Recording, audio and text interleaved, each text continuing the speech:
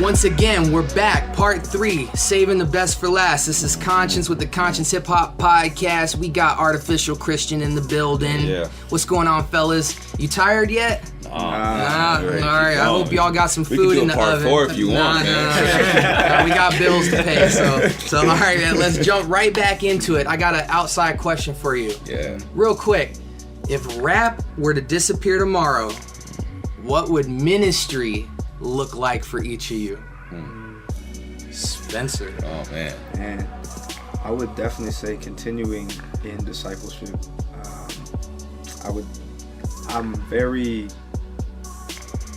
I like to be focused, so a lot of one-on-ones. And so that's definitely my heart in discipling, younger cats or even people my own age. And so that would definitely be that. And then beyond that, like, I don't know. I know rap is a very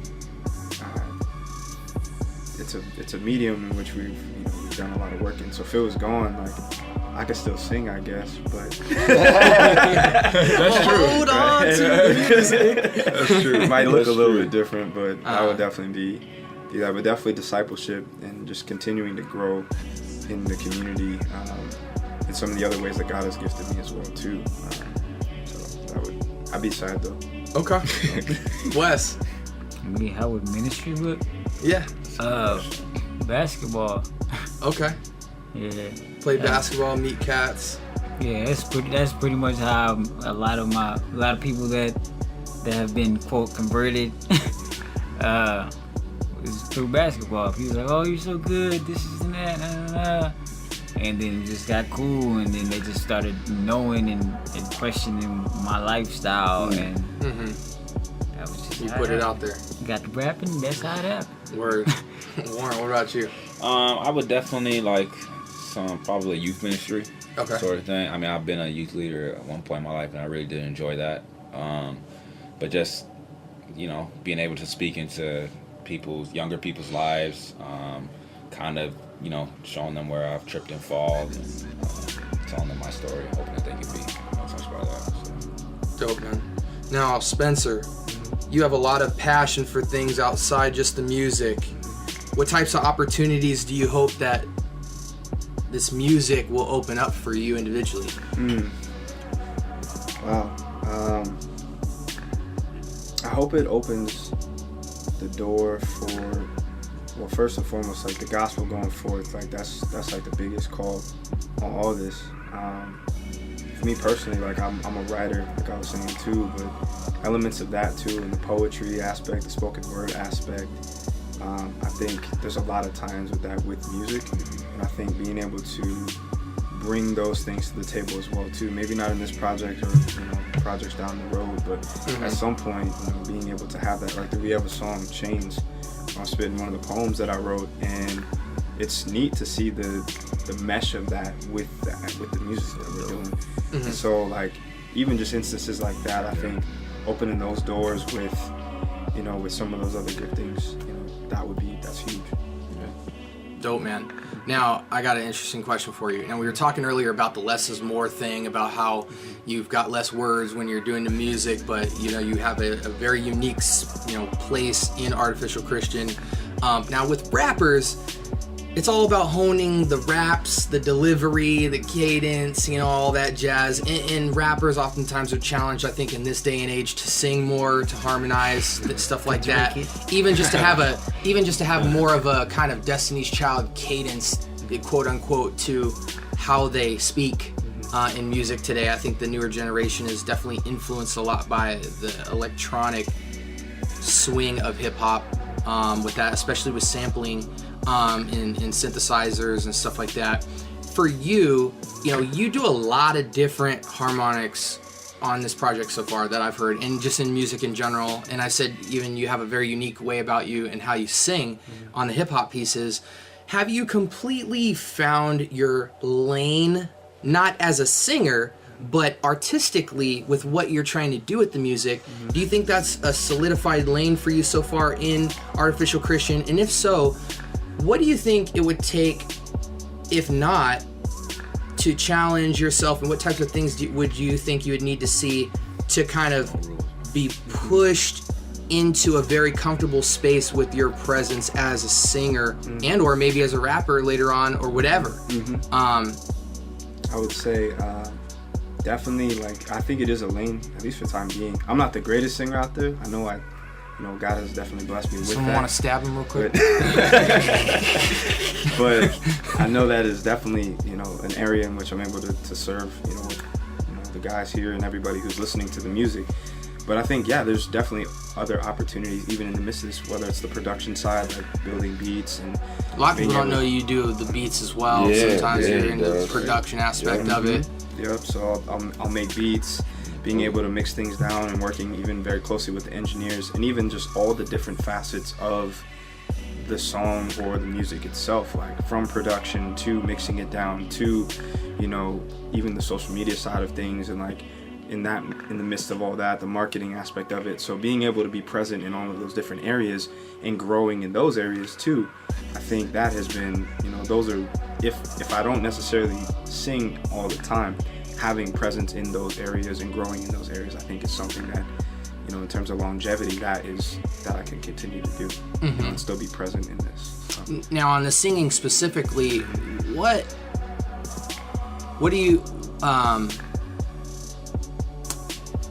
what are you being influenced by, and what kind of direction do you see yourself going as a singer on these projects? Like, what's really pushing you to kind of get outside the box, or are you in a very comfortable space with how it's sounding and kind of just sharpening what you have right now? Or is there a lot of exploring going on with that, with like different sounds and influences and stuff like that? Because I mean, there's a lot to be said about the production aspect. There's a lot of behind the scenes stuff with music that should take a lot of credit for how good music is coming out, especially with your guys' work. But do you find yourself honing stuff that you're currently enjoying, or grabbing from the outside for influences and stuff, as far as newer stuff that you guys have down the road, where you're at now? I think both. Definitely trying to continue to perfect where we're at, or where I'm at right now singing.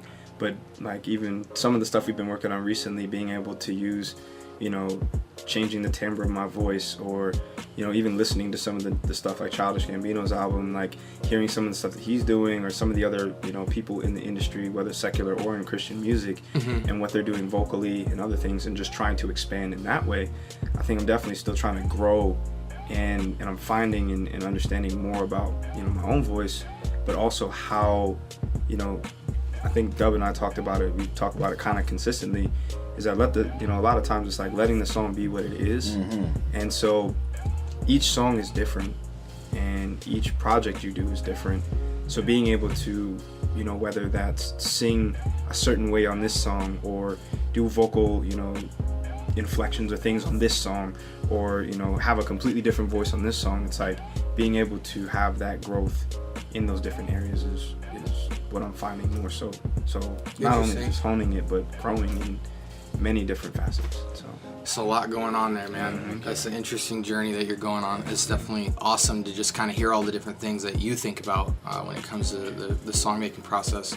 Now, Wes, I'm gonna make a reference that's so left field, but when I listen to you put words together, specifically with metaphors, there's only one other guy in Arizona to me that makes metaphors in a way that's completely and uniquely in their own lane, and it has to be studied. It's not just something that can be picked up. And to me, that's Davis Conde, Davis Absolute.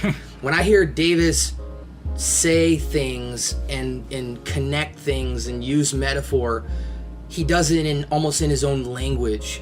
It's a style very unique to him, and you kind of have to be listening to him for a very long time to really just understand how he sees the world. I think I hold you two in that same category as just people who talk about life in such a way with metaphor that's very unique, where you got to hear a body of work from you to understand where you're coming from, because your references are all over the place. They're very personal, which gives it an interesting twist. But your creativity, when you break down words and syllables to the words that you're connecting to other words, is very in a class of its own.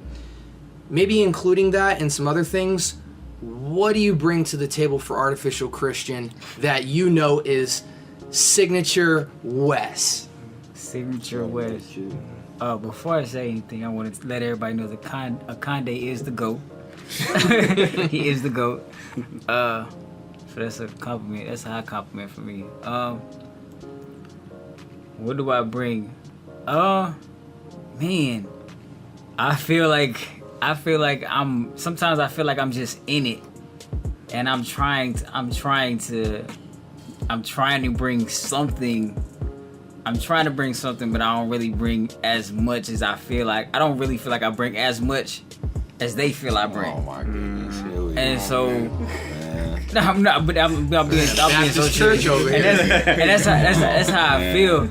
But it's like, okay, well, to some extent, he says I got the Christian hip hop experience. I've got experience in the group. Mm-hmm. I know what laziness feels like. I know what being driven feels like.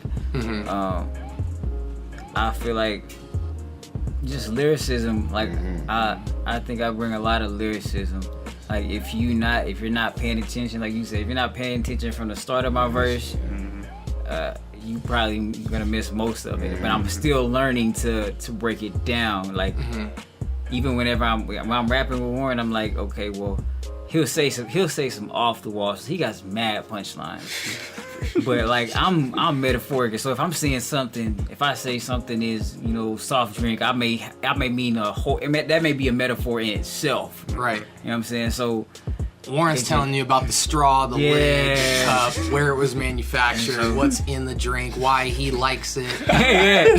So crazy. Before you know it, you'll be making your own drink in the kitchen. But I won't describe that. I'll let it be what it is, and it's like, look, you're gonna have to really pay attention. If I'm talking about the straw, then you need to know. If I'm talking about the soft drink, then everything about that person is related to the soft drink, whether it's spicy, whether it's flat, or you know what I'm saying, like, and that's what I'm coming from. So I just have that perspective, and I'm really scatterbrained. So I'm just like, boom, boom. I'm picking different things, and I'm putting it together, picking different things and putting it together. Like, and sometimes I won't even put it together to the end of the story. Yeah, so it's interesting. Like, this is just one way of looking at your style for me personally, but like sometimes when I listen to your style, I think of a kid as the listener, not as the rapper. Like, those machines where like all the cash is going everywhere? And Wes has one specific thing that he's trying to get across, and he's wearing that as like a label on a chain or something. And he was challenged to grab 10 things, and the first 10 things he grabbed in the machine, he has to make work to the story and express the story through those different things that he's grabbing out of nowhere and making it seem almost seemingly streamlined and intentional for his purpose in the way that you approach music. Because I'm like, dang, how did he think of all these different things and then string them together and it makes sense? It's called having a good wife. He's learned. Word. Now, just to build on that, Wes, just in what I've knowing you and spending time and building with you, obviously a lot longer than I have with Spence and Warren thus far, but we've definitely built a lot. I've never seen you commit outside of your marriage to something so aggressively with your work ethic and get something done from top to bottom in almost no time with excellence and with a consistent week-to-week bust-your-tail mentality. What about these two guys in this group has just kind of ignited that? And you don't got to get deep. This ain't about making Warren and Spence tear up. I'm just saying, what about this group has just almost seemingly lifted you up? Just want to kill me on every verse, man. That's the motivation. 80% of it. I'm a gangster. I don't get emotional. What about these guys, man? Has just pushed you to another level? Maybe it's just me, but just from what I know about you, there seems to be a lot of growth happening in a really short period of time. Or maybe it's just you're in a space to actually express something you've had all along in a unique way that is just because of the situation has evoked that out of you. But what is it? Can you think of it, or I is it just... I would say I'm in this. They gave me a space where I can actually say what's been already in you. And it's like And it doesn't help. It helps a lot that Warren is always sending me tracks to write to. Right. And you know what I'm saying, but that's pretty much that what does it, like, because I remember in times of Good News Gang, like with Good News Gang, they have all their stuff. They got all their stuff they have to do. I have all my stuff I have to do. But my thing is, forget the stuff. Yeah. Let's do this music. Yeah, like, you know what I'm saying? This is what God given us. Let's do this.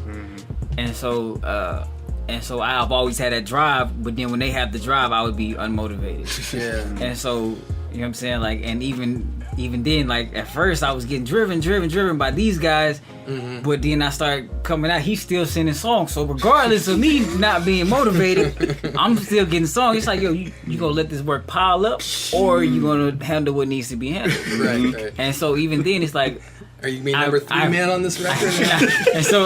and so even then, that I pray more. I'm like, look, Lord, whatever you want me to say on this, let me say it. Like, I don't want to just say anything and then try to record it. Nah, like, what do you want me to say? Amen. And so interesting, man. Can I just say one thing? Yeah. We didn't do this yet, but shout out to Dominic Mendoza. That dude has been honestly one of the biggest. Who is Mendoza? He is our engineer, and probably I would say like executive behind really shaping a lot of our music. Okay. He is really like one of the brainchilds behind what we do. So sliding was dope. When he put his hands on it, it was even dope. Yeah, he brings the records to life. He really helps bring the records to life. So shout out Mendoza. I don't want to miss that. That's what's up. It's like cartoons without sound. Yeah, exactly. And Io, who's helped make a lot of our artwork. So they all part of the artificial team. Dope. I appreciate y'all humbling yourselves and getting some people out there. Now, Warren, I'm gonna swim through this as quick as I possibly can. Let's do it. You're like the visionary, in my opinion, when it comes to the group. Would you agree with that? Why or why not? I just think, I do. It always seems to be about more than what's going on in the moment. You know what it is? Because I believe in what I'm working with. Like, I believe in, first of all, the message behind the music, and I believe in the quality behind the music, man. Like, and I believe in the talent that's present here. So I don't want to just see us as a group who comes together and we record a couple songs and, you know, whatever happens with it. I see this as something that can be like, that can help shape culture. So why not put the extra effort into, you know, getting the music out there? Why not put the extra effort into having a listening party and having a ton of people? Why not like do stuff like this? Like, we should do that, man. Like, I believe in the project. I believe in the product. Sure.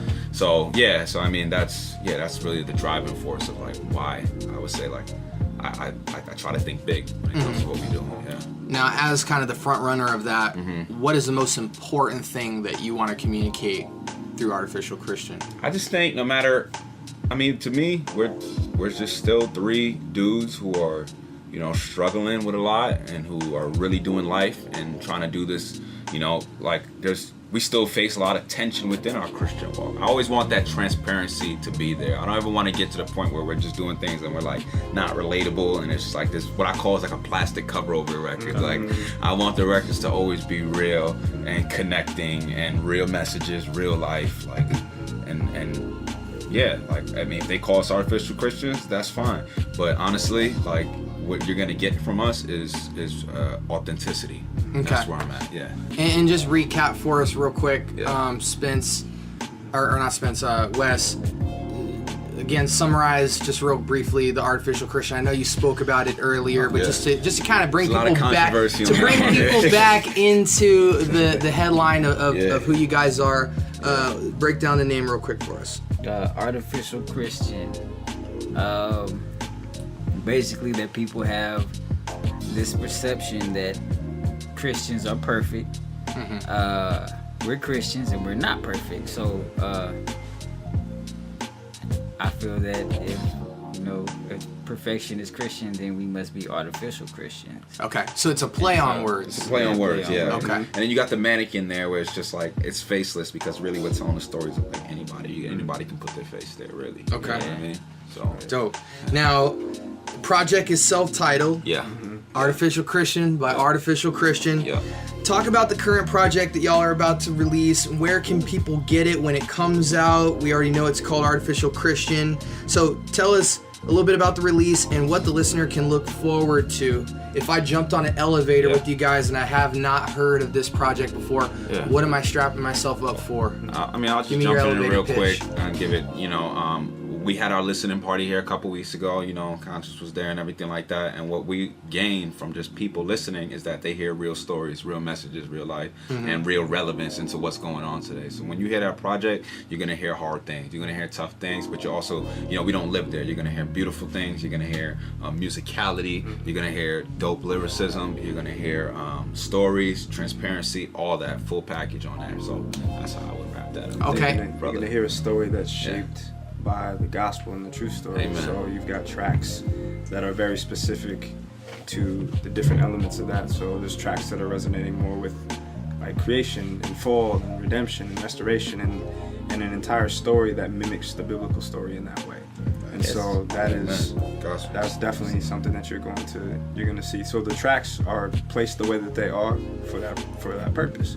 And the experience that you'll have going through it is you will hear a record that goes, from, it has its ups and it has its downs, as Warren says, but at the same time, you're going to hear all those different, places where, there's highs in your life, there's lows in your life, and you're going to see that and feel that and hear that in the music. So that's something. Dope, man. Agreed. Okay, so the cause for the occasion is Artificial Christian, and just to kind of put some perspective to this, since y'all met Wes, how much time has elapsed to where we are now? 5 months. Okay, so guys, so this is the crazy part about it. You guys are hearing this, I'm sure y'all are thinking, dang, this must have been years. These dudes must have grew up together and sold Boy Scout cookies together and the whole nine. But nah, 5 months. These guys came together, did life together, shared the gospel with one another, transparent with one another, did music together, talked many nights, spent time and did life with one another, as I said before. And this is what you get, the self-titled project, Artificial Christian, by Artificial Christian. So that's just crazy. 5 months, and we're just only touching on some of the profound aspects of that story. Yeah. So I just want people listening out there, when you hear all this stuff being unpacked, this is 5 months of time, man. So God has his hand in these guys' lives. That's most definite. God's doing a lot in his people, especially in Arizona. He's using community and people to do it, not individuals, not lone wolves. He's bringing people together. There's something special with this group. It's happening very, very quickly, which only means there's more to come and there's more to hear about. So I'm really excited for this project to come out. When is it dropping? Probably last week of January. Last week of January. And for people who are like, well, I just want to be able to keep in tune with stuff that you're releasing and stuff that you're talking about, talk about all the places that they can find you guys individually. Artificial Christian. We got Facebook.com/Artificial Christian, Instagram.com Artificial Christian, SoundCloud Artificial Christian. So basically YouTube Artificial Christian. If you follow that Facebook page, that's where we're doing a lot of our updates. So, and we got that rocking and rolling. We got some funny videos and stuff on there. We got show performance dates up there. So if you really want to stay tuned to what's going on, follow us, like us on Facebook. At Artificial Christian. At Artificial Christian. At Artificial Christian, Please subscribe to our YouTube page, because that'll give us the opportunity to have the name solidified on YouTube as well. Somebody else steals that, man. I don't want to give anybody any ideas. Oh, and we're already working on the follow-up to this one, but we don't got to get into that. Whole nother project, whole nother podcast. We're going to make the room for it. Guys, I super appreciate y'all taking the time out of your day to sit down and record this 3-part podcast with me. I definitely, just from what I know about you guys, I wanted your guys' story to be put out there. Again, 5 months of just a lot going on. You guys are going to hear in this music, from the stories to the dialogue to the creativity to the God stories. It's all over in this project. Again, the project's called Artificial Christian. For those of you who want to hear a piece of their music, check out the SoundCloud Artificial Christian and the YouTube Artificial Christian. You'll check out Slidin', as well as a couple other records that they've done in collaboration with other artists as well as themselves. Slidin' just got on Rapzilla recently, so you guys definitely want to go on there and support. Make sure you comment. It just blows my mind how a lot of people these days they'll be the first dudes at the party who will tell you they bumped these dudes, and then when they go home, they don't have a single comment, a single like, a single bit of support. That literally takes 5 to 10 minutes. So go on their YouTube, their SoundCloud, their Facebook, make a comment that's genuine. If you feel, I don't care if you like it or don't like it, you guys will love it, first off. And if you don't, turn the podcast off, go repent, get yourself right, read the word, do anything you gotta do to get right, because clearly you picked up something you shouldn't have had in your hand. So anyways, guys, this is Artificial Christian again. My name is Conscience. You're listening to the Conscience Hip Hop Podcast. Support these brothers out here. We are signing off. I hope it was an encouragement for y'all. Peace.